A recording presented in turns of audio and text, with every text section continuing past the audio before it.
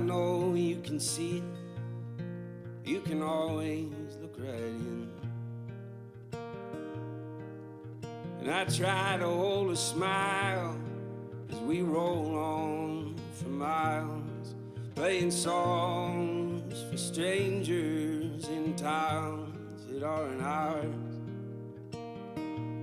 Let that old time music burn a hole in my chest, burn a hole in my chest. See you laying in the grass in that thrift store dress, in that thrift store dress.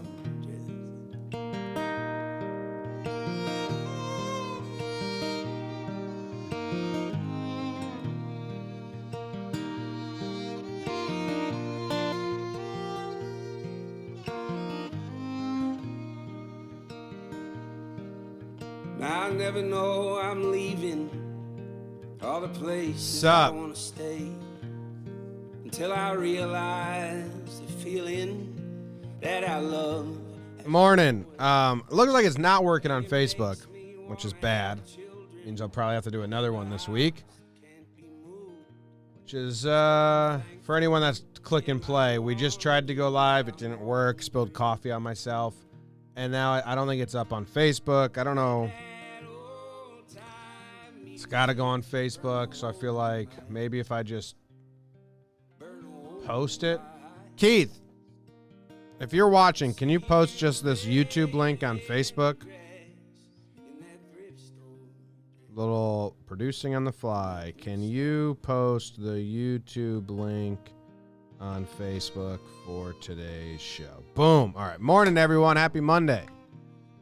How you doing? Hope everyone is having a good time. We got Norm, BVD, Kevin Gartland, Josh. Don't forget the intro. Welcome to the morning show. It's bite-sized bits of everything that I enjoy. Some music, some American towns and what they're all about, some baseball players, their history, some poems, some reading at the end. Today's episode is brought to you by Bottle Keeper. We've already done, let me see, I got him here. We've already done the Can Keeper, which is my personal favorite. We did 2 Bottle Keepers. They got Bottle Keeper X. You put your bottle in there. And now we're just the fucking bell of the ball, the Pint Keeper. Put my coffee right in here. I actually like the size of the mouth hole on the Pint Keeper because when the coffee gets to the area where I can really chug it, I hate having to sip it through those tiny mouth holes. So good job, Pint Keeper, Bottle Keeper. If you go to bottlekeeper.com, you can get 20% off your order. Use discount code JOHNBOY. They sent us every version. They're fucking sturdy, man. If you want to hide a beer or just keep a beer cold, tailgate, go for a little walk, little hunting thing with a beer in your hand, canned beer in your hand. I mean, the can one's fantastic. Pint Keeper, Bottle Keeper, Can Keeper, they got it all. All right. I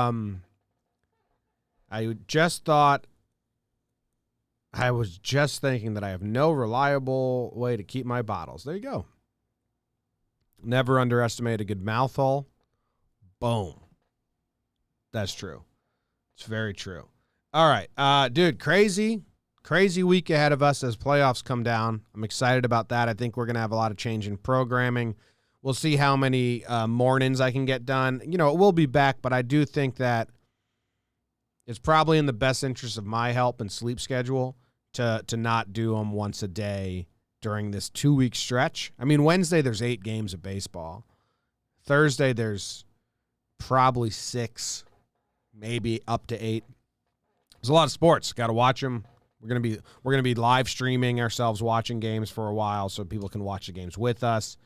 So we're going to be really busy. So I planned on this being the only episode of morning, but with it not going on Facebook, probably means I need to take care of Bottle Keeper and do another one to the Facebook crowd. So I'll probably have to do another one now. Tech difficulties. So maybe I'll do that tomorrow, and then we'll keep going from there. But yeah, so just hang tight. I don't know the full schedule yet. I just know we're going to be crazy busy these next 2 days, and I got to make breakdown videos, and I got a live stream and do Talking Baseball and Talking Yanks, and those are the main thing, and the main thing is to keep the main thing the main thing. Business 101. Class dismissed. Goodbye. Let's get to the town. It sounds like a fantastic town. Snowshoe, West Virginia. I don't know nothing about it, but we got our trusty notes here from producer Ant. Centering on the Snowshoe Mountain Ski Resort, founded in 1974. That's like the most earliest town. That's the most earliest town we've done, 74. This town's younger than my parents. By North Carolina dentist named Thomas Brigham. Doc Brigham founded Snowshoe, West Virginia. He discovered the mountain and believed it would be a good location to build a new ski resort. Discovered the mountains a little. I don't know if you can be discovering mountains in America in 1974, but we'll give it to him.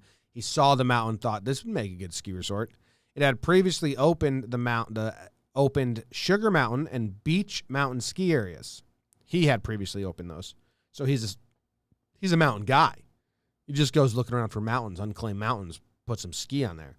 Snowshoe Mountain opened to skiing on December 13th, 1974. Great for biking in the summer. Oh, got a little resort town. Let's check it out. Nice little resort town. Snowshoe Mountain Resort. Right now, it just looks like nothing. Where are we in West Virginia? We are East West Virginia.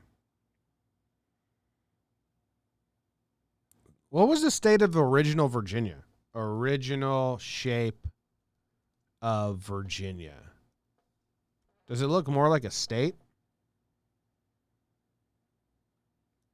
Origin. What? In 1665, it was just a square? Northwest Territory. Is that what it looked like? 1763. I mean, Virginia has the most amount of... I mean, that's Michigan. Did you guys know Virginia had... We need a million different sizes. We need like a timeline of Virginia's borders. There needs to be one of those like GIFs that the shape shifts nonstop. The shape of Virginia. Timeline of Virginia's. Show me what I'm asking for. The internet. I want a time lapse of the shape. Time lapse of Virginia's border. I guess this doesn't exist. Virginia border over time. How Virginia got its boundaries. Let's see if they got some shapes for us. Okay. So Virginia Company of London, it was just on, well, what is that? The whole thing? Okay. And then Virginia grants, that's the whole fucking country. What are we doing here? So at this point, it says the whole country was Virginia. Now Virginia is underneath the New England grant and above the Carolina grant. And it's just, I mean, I guess this is what I asked for. I just don't really understand what's happening. Okay, so at this point, Virginia is just the Virginia area in Delaware Bay or whatever. Maryland exists, and then it's just all Indian Reserve to the west of it.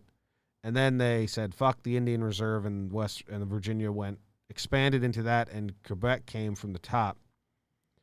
Then, with the Louisiana purchase, Virginia just said, we're everything until Louisiana. They kicked everyone off of everywhere. Okay. What? And then the Northwest Territory came to be, and they were like sandwiched Virginia down, like get away from the Great Lakes. You don't belong here.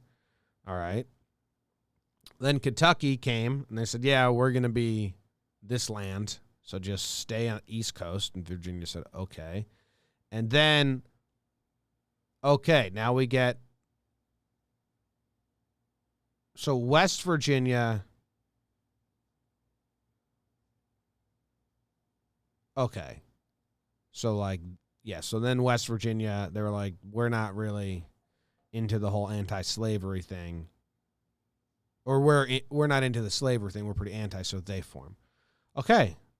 Wow. Wild ride. Now we know the history of Virginia. We did it. We went. We went down the rabbit hole.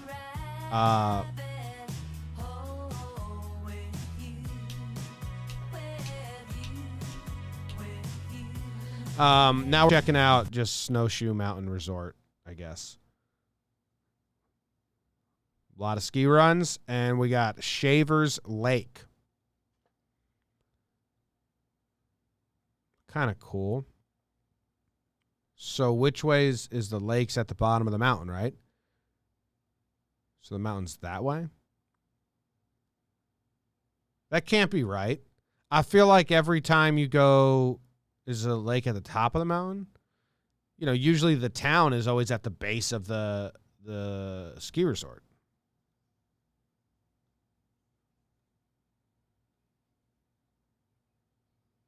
Here's the skidder slope. Do you go down to the lake? Or is the lake at the top? I guess we'll never know. Probably easy to find out. Here we have some footage. Okay. Did Jim call the Chesapeake Bay the Delaware Bay? I did. I was just reading the map, reading words. A lot of snow. A lot of jump cuts. We're watching Snowshoe Mountain. I mean, this looks pretty quaint. This looks pretty nice. This little plaza in the gift shop area. We got a market. Let's go down the mountain. I mean, guys, this is looking like we should have watched this video at Christmas time. This is festive shit. Okay, it's got some snowboarders going down the slopes. The trees got fresh snow that fallen on them. It looks very pretty. I'm into this. We should have watched this in December, not October. That's my one gripe. Sun dancing behind the branches. Wow. Snowshoe, West Virginia. Looks like a pretty cool place to go hit up the slopes.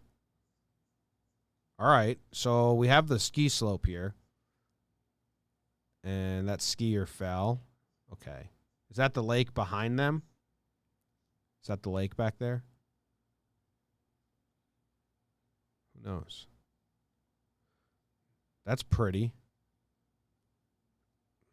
Okay. Turns out I like Snowshoe, West Virginia. What of it? Snowshoe, West Virginia. What's that lake called? Shavers Lake. Let's see what the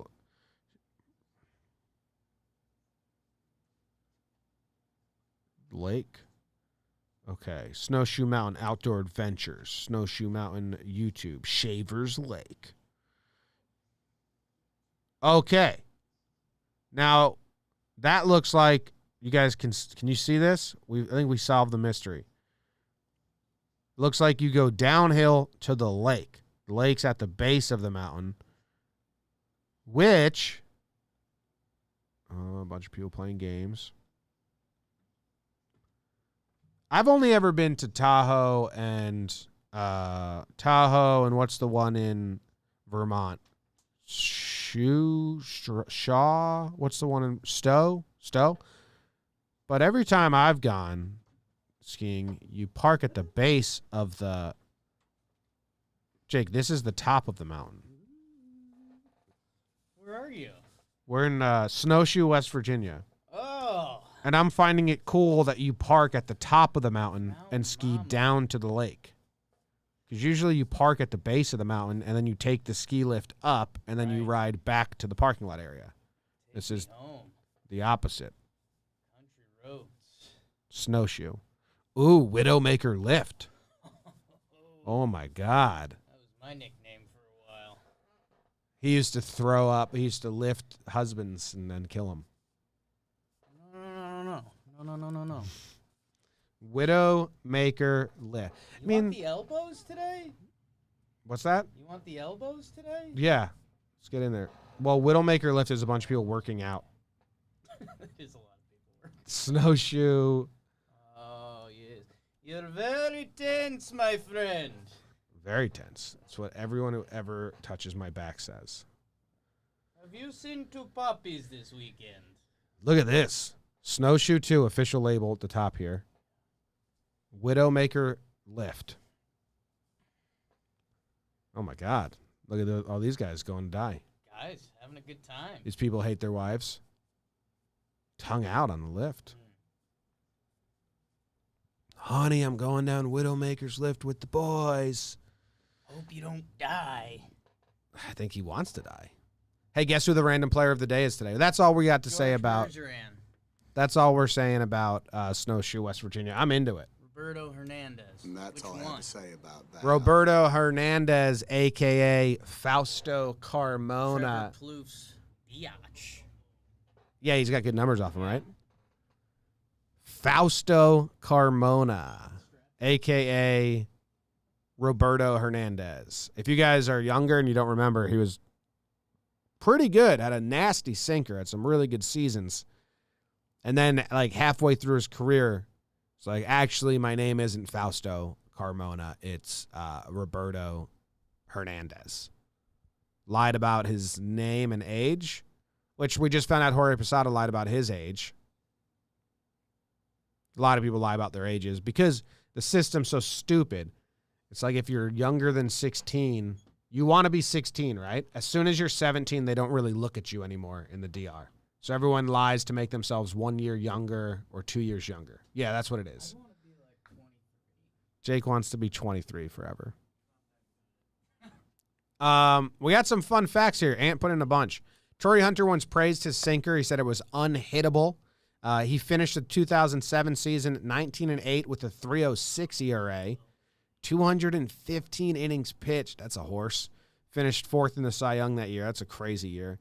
Started game 2 of the 2007 ALDS, a.k.a. the Midges game.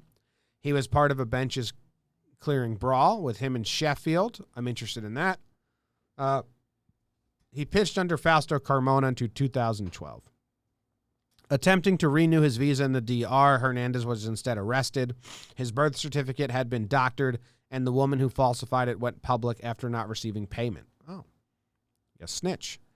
Claimed she falsified a birth certificate for Hernandez in exchange for $26,000. But when Hernandez's father failed to pay her, she contacted the authorities.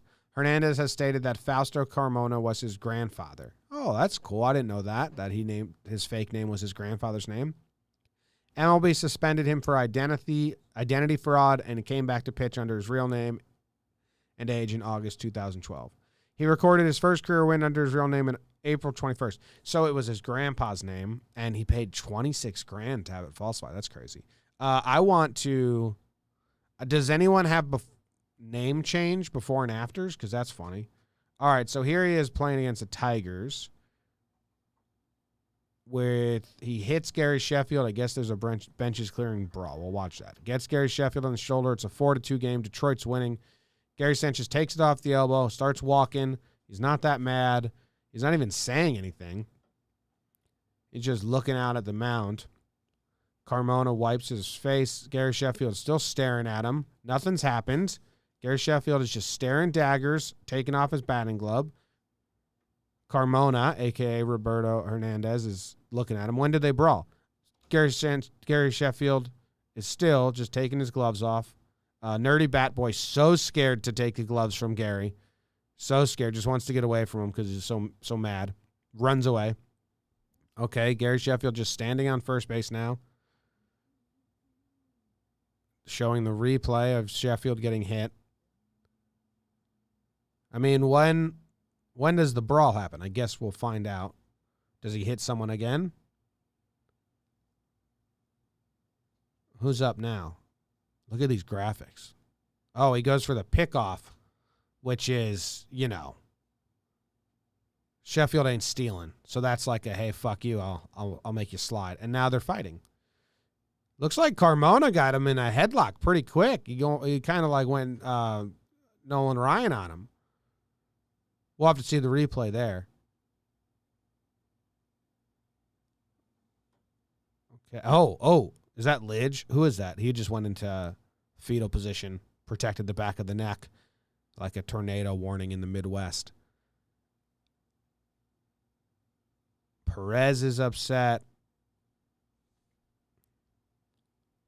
Ordonez is holding him back. Okay. I need a replay. Show the replay of the brawl. Is that Joe West? Okay, so he throws the pickoff, which is it's a dumb move, and Sheffield says, just throw the ball to the fucking plate. Quit annoying me, Carmona. Like, that's kind of picking the fight by Fausto there. He knows it. All right, so here we go. Oh, Sheffield just tried to go super low, so we kind of welcomed the headlock, and Carmona just stood his ground. Gary tried to go low to knock him over, and he just kind of grabbed him and headlock. He did Nolan Ryan him. Look at this. He's just got him, and now he's going to start hitting his head. I mean, those punches aren't hurting anyone, but Gary Sheffield ain't doing shit. Grady Sizemore's getting in the mix.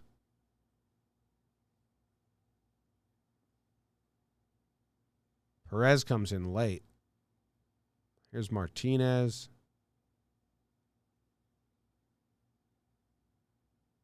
Okay. Ordonez, beautiful hair.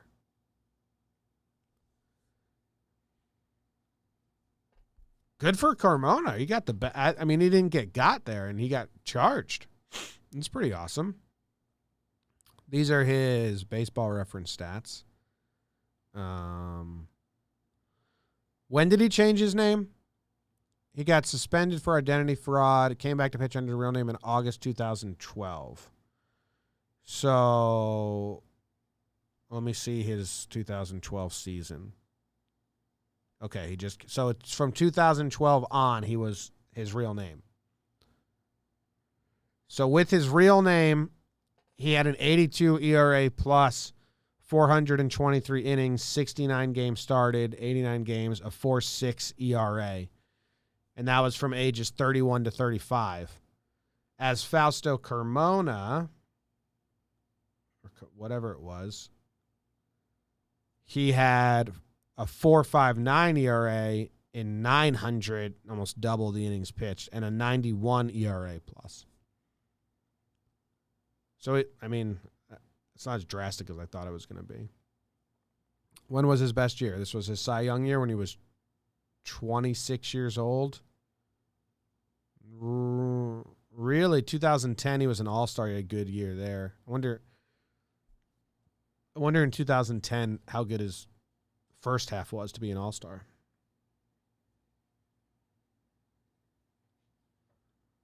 He had a 3.64 ERA. Made the all-star team? The 3.64. I mean, that's good, but you figure first half of the season. He had a complete game, 1 earned run outing. Did he have some bad games late? No. How do you make the all-star team with those numbers? Doesn't seem crazy good. 2007 is when he had the 3.06 ERA. His last start of the season, he gave up 3 earned runs. I wonder, he had 3.03. Damn, he went into that last game having a 3.03 ERA in 2007. And if he had a good start, I'm guessing he could have dropped his ERA below 3, but he allowed 3 earned runs. I'm doing it, guys. This is the last little rabbit hole I'm doing. All right, he had 208 innings pitched. So let's go number of innings pitched, 208. Let's say he needs 6. So we'll go 214. He goes 6 innings pitched, 0 earned runs. Let's see. Well, did he do that ever? We can go 6 innings pitched, 1 earned run, because that's what he did the day before. 6 innings pitched, so earned runs were 70, so we're going to go to 71. So if he just repeated his start before and he had a 6 innings pitched, 1 earned run outing, what his ERA? Yeah, his ERA would have gotten to 2.99. So that's what he went into the last game of the season in 2007 when he's getting his Cy Young season getting Cy Young votes. I wonder how much that would have changed if he would have just had that last game, 6 innings pitched, 1 earned run, would have had a 2.99 ERA, and we would all look at it much differently, just because we're all trained to have dumb brains and see numbers and be like, it starts with a 2. That's good. This is only $19.99. At least it's not $20. Let's see. He lost out. Okay. So he lost out to CC Sabathia, who had a 3.21. But CC pitched 240 innings. He had a 1.48 ERA plus. CC had a 1.41. John Lackey had a 3.01 ERA. 224 innings pitched. I don't. How did CC dominate the voting here?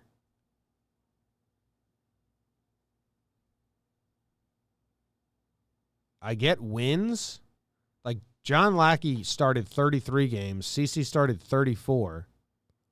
John Lackey pitched 224 innings. CC pitched 241. John Lackey won 19 games. CC won 9. I know it's a dumb task to get into the head of old voters from a past era, but I'm fine with CC winning the Cy Young here, obviously. But how was he the consensus pick? How did he dominate across the board? Complete games and shutouts. Yeah, CC had 4 complete games. I guess they really valued that. John Lackey had 2. John Lackey had 2 complete game shutouts. CC only had 1.